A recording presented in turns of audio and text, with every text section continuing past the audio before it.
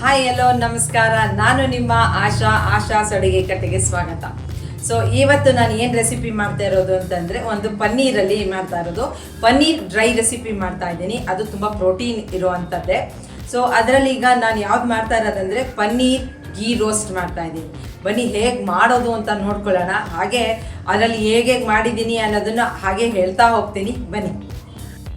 Paneer ghee roast ಮಾಡಲಿಕ್ಕೆ ನಾನು 200 gram paneer ತೊಗೊಂಡು ಅದನ್ನು ಸಣ್ಣದಾಗಿ ಕ್ಯೂಬ್ಸಾಗಿ ಕಟ್ ಮಾಡಿ ಇಟ್ಕೊಂಡಿದ್ದೀನಿ. ಹಾಗೆ ಇಲ್ಲಿ ಬೈಂಡಿಂಗಿಗೆ 2 ಸ್ಪೂನು ಕಡಲೆ ಹಿಟ್ಟನ್ನು ತೊಗೊಂಡಿದ್ದೀನಿ, ಒಂದು 1/2 ಸ್ಪೂನು ಕಾರ್ನ್ ಫ್ಲವರು, ಒಂದು 4ರಿಂದ 5 ಒಣಮೆಣಸಿನಕಾಯಿ ಬ್ಯಾಡಗಿ ಮೆಣಸಿನ್ಕಾಯಿ ತೊಗೊಂಡಿದ್ದೀನಿ. ಇದು ಕೂಡ ಒಂದು 6ರಿಂದ 7 ಬೆಳ್ಳುಳ್ಳಿ ತೊಗೊಂಡಿದ್ದೀನಿ. ಹಾಗೆ ಇದು ಒಂದು ಮುಕ್ಕಾಲು ಸ್ಪೂನು ನಾನು ಧನಿಯಾ ತೊಗೊಂಡಿದ್ದೀನಿ.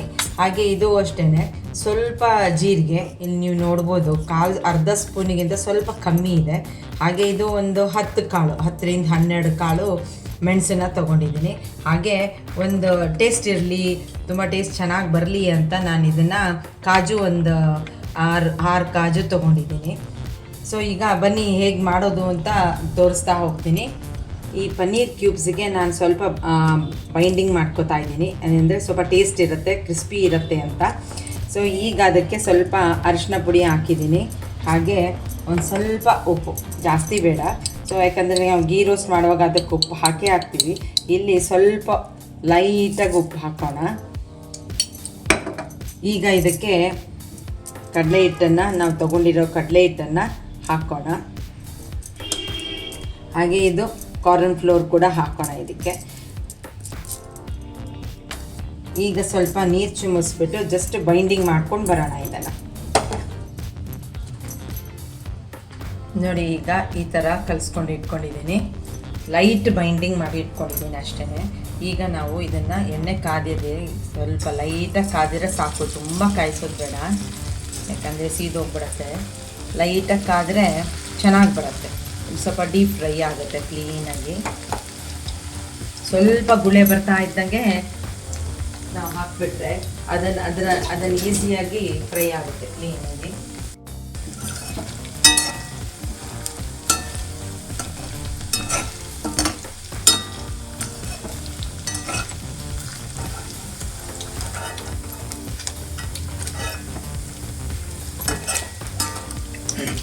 ನೋಡಿ, ಈ ಥರ ಆದ ತಕ್ಷಣ, ಬ್ರೌನ್ ಆದ ತಕ್ಷಣವೇ ನಾನು ತೆಗೆದಾಕ್ತಾ ಇದ್ದೀನಿ. ಈಗ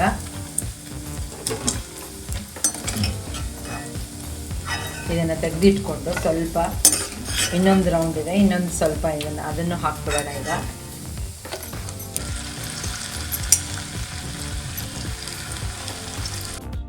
ಈಗ ನಾನು ಗೀ ರೋಸ್ಟಿಗೆ ಮಸಾಲೆ ರೆಡಿ ಮಾಡ್ಕೊಳ್ಬೇಕಲ್ಲ, ಅದಕ್ಕೆ ನಾನು ಒಂದು ಪ್ಯಾನ್ ಇಟ್ಟು ಅದಕ್ಕೆ ಮಸಾಲೆಗೆ ನಾನು ರೆಡಿ ಮಾಡಿದ್ದೀನಿ. ಸೊ ಈಗ ಒಂದೊಂದೇ ಹಾಕ್ತಾ ಬರೋಣ. ಫಸ್ಟು ಒಂದು ನಾನು ಹೇಳಿದ್ನಲ್ಲ ಮೆಣಸಿನ್ಕಾಯಿ, ಒಣಮೆಣಸಿನ್ಕಾಯಿ, ಅದನ್ನು ಹಾಕ್ಕೊಳ್ಳೋಣ. ಅದನ್ನು ಹಾಗೆ ರೋಸ್ಟ್ ಮಾಡ್ತಾ ಈಗ ಅದು ರೋಸ್ಟ್ ಆಗಿದೆ. ಸೊ ಈಗ ನಾನು ಧನಿಯಾ ಏನು ಇಟ್ಕೊಂಡಿದ್ದೆ ಅದನ್ನು ಹಾಕ್ತಾಯಿದ್ದೀನಿ. ಹಾಗೆ ಜೀರಿಗೆ ಮತ್ತು ಮೆಣಸು ಕೂಡ ಹಾಕ್ತಾಯಿದ್ದೀನಿ. ಸೊ ಇದನ್ನಿಷ್ಟನ್ನು ನಾವು ಚೆನ್ನಾಗಿ ರೋಸ್ಟ್ ಮಾಡಿಕೊಂಡ್ಬಿಟ್ಟು ಕೆಂಪಗೆ ರೋಸ್ಟ್ ಆದ ತಕ್ಷಣ ಸ್ವಲ್ಪ ಘಮ ಬರಲಿ. ಆ ಘಮ ಬಂದ ತಕ್ಷಣವೇ ಸಿಡಿತಾ ಇದೆ, ಈಗ ಆಫ್ ಮಾಡ್ಕೊಳ್ಳೋಣ. ಸೊ ಈಗ ಇದನ್ನು ನಾವು ಗ್ರೈಂಡ್ ಮಾಡ್ಕೊಳ್ತಾ ಬರೋಣ. ಈಗ ಮಿಕ್ಸಿ ಜಾರಿಗೆ ಹುರಿದಿರೋದನ್ನು ನಾನು ಹಾಕ್ಕೋತಾ ಇದ್ದೀನಿ.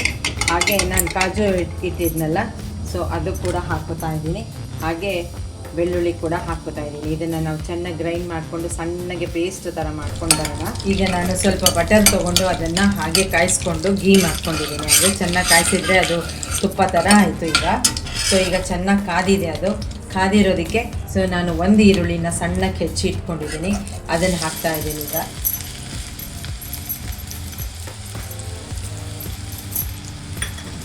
ಅದು ಹಾಕಿದ ಮೇಲೆ ಸೊ ಕರ್ಬೇವಿನ ಸೊಪ್ಪು ಕೂಡ ಹಾಕೋಣ.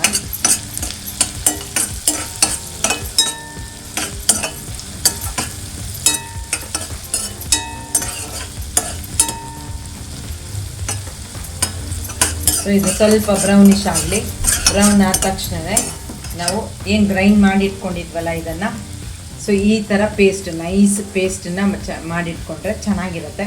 ಸೊ ಇದನ್ನು ನಾವು ಆಮೇಲೆ ಹಾಕೋಣ. ಇದು ಸ್ವಲ್ಪ ಫ್ರೈ ಆಗಲಿ. ಈಗ ಚೆನ್ನಾಗಿ ಫ್ರೈ ಆಗಿದೆ. ಈಗ ಟೇಸ್ಟಿಗೆ ತಕ್ಕಂಗೆ ಉಪ್ಪು ಹಾಕ್ಕೊಳ್ಳೋಣ. ಸೊ ಉಪ್ಪು ಹಾಕಿದ ತಕ್ಷಣ ಫ್ರೈ ಆಗಿದೆ ಅಲ್ಲ ಚೆನ್ನಾಗಿ. ಸೊ ಈಗ ನಾವೇನು ಗ್ರೈಂಡ್ ಮಾಡ್ಕೊಂಡಿದ್ದೀವಲ್ಲ ಅದು ಮಸಾಲೆನ ಹಾಕ್ಕೊಳ್ಳೋಣ.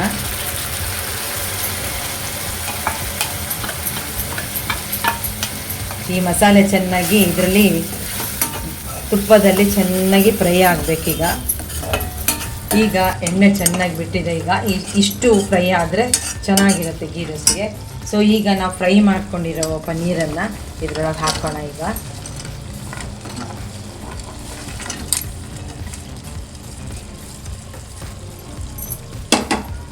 ಸೊ ಇದ್ರ ಜೊತೆಗೆ ಇದು ಚೆನ್ನಾಗಿ ಹೊಂದ್ಕೋಬೇಕು. ಈಗ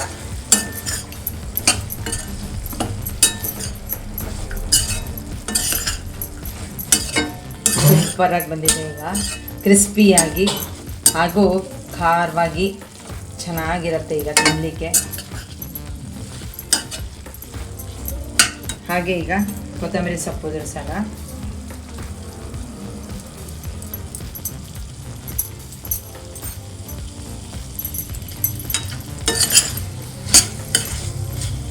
ಇದು ನಾವು ಸ್ವಲ್ಪ ಹೊತ್ತು ಒಂಚೂರು ಫ್ರೈ ಆದ ತಕ್ಷಣ ಅದ್ರ ಜೊತೆಗೆ ಚೆನ್ನಾಗಿ ಆ ಮಸಾಲೆ ಹಿಡೀಲಿ. ಅದ್ರ ಜೊತೆಗೆ ಸ್ವಲ್ಪ ಸಾಫ್ಟ್ ಆಗಬೇಕಲ್ಲ.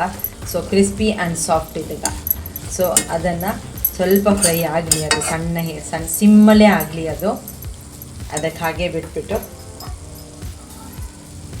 ಮುಚ್ಚಿ ಆಮೇಲೆ ಸರ್ವ್ ಮಾಡ್ಕೊಳ್ಳೋಣ ಬನ್ನಿ.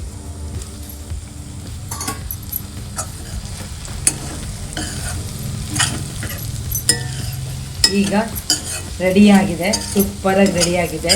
ಬನ್ನಿ ಸರ್ವ್ ಮಾಡ್ಕೊಳ್ಳೋಣ. ನೋಡಿದ್ರಲ್ಲ ಹೇಗೆ ಪನ್ನೀರ್ ಗೀ ರೋಸ್ಟ್ ಮಾಡೋದು ಅಂತ.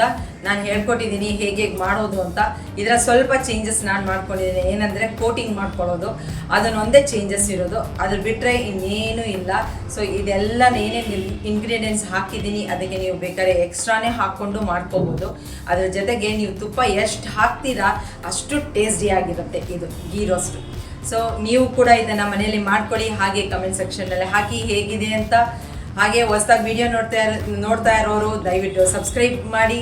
ಸೊ ಹೀಗೆ ಹೊಸ ರೆಸಿಪಿಯೊಂದಿಗೆ ಬರ್ತೀನಿ. ಅಲ್ಲಿವರೆಗೂ ಹ್ಯಾಪಿ ಈಟಿಂಗ್.